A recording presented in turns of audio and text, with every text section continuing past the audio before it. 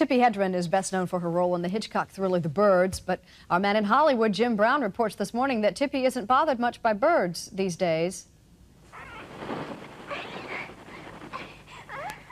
It was one of the most popular and frightening films that Alfred Hitchcock made.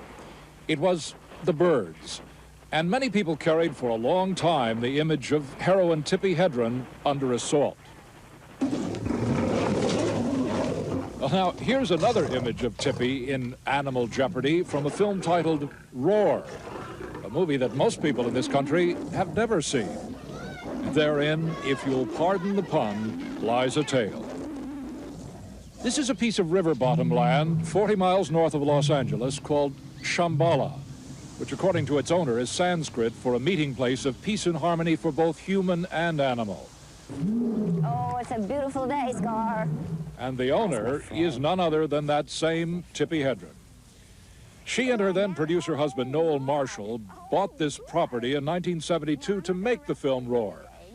And what with fire, flood, and financial setbacks, that turned out to be far more of an adventure than the movie itself. What they created here is now her home, with over 100 big cats on the property. It is a story she has set down in a new book titled The Cats of Shambala. Well, it is actually a biography of my life surrounding the cats. The cats are the important feature of this book, of course, and the absolutely fascinating personalities of these animals, and, you know, the deadly part of them, too. This is Natasha. Natasha is the first tigress that we raised. The fufuf means, hi, how are you, what's new? It says a lot of things, but as long as the tiger is saying fufuf, you're in good shape. Lester. Oh, is he there? Oh, yeah. Oh, yes, you good guy. I've always loved animals. I mean, I can never remember not loving animals, but to have something like this to live in and to have the honor of getting to know any of the big cat is beyond. It certainly was beyond my wildest dream. That dream turned nightmarish on more than one occasion during the filming of Roar, a movie that took 6 years to make and is yet to find a distributor for release in the United States. The most disastrous event was the flash flood that swept down the Santa Clara River, wiping out the Shambala compound and Roar sets, and resulting indirectly in the deaths of a number of the loose cats who were shot by sheriff's deputies fearful they would attack humans. It was a qualified several $1 million loss. We were 80% finished with the film when it happened. It was a dreadful year of earning enough money again to build the place up again.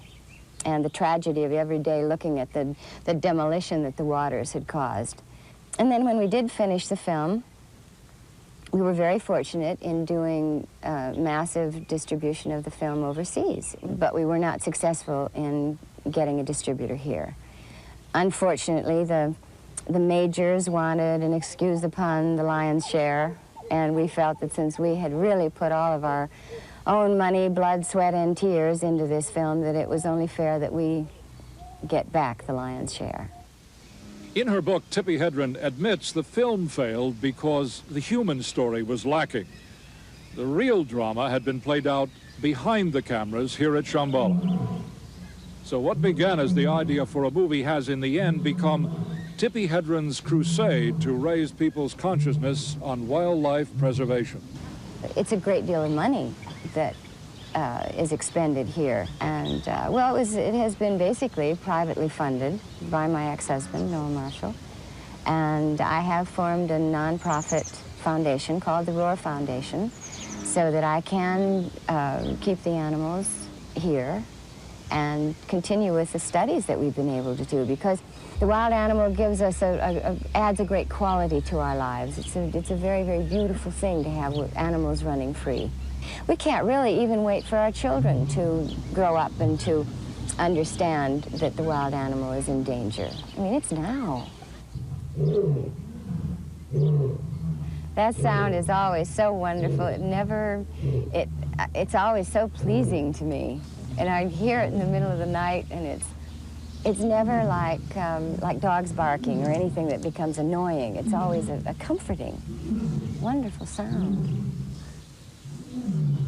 For today, Jim Brown, NBC News, Acton, California. And in a moment, Gene Shalit from the safety of his critics' corner after a station break. Hey, thanks for watching. And don't forget, you can catch the Today Show every morning on NBC or take Today when you're on the go. Just follow the Today podcast on Apple Podcasts, Spotify, or wherever you listen.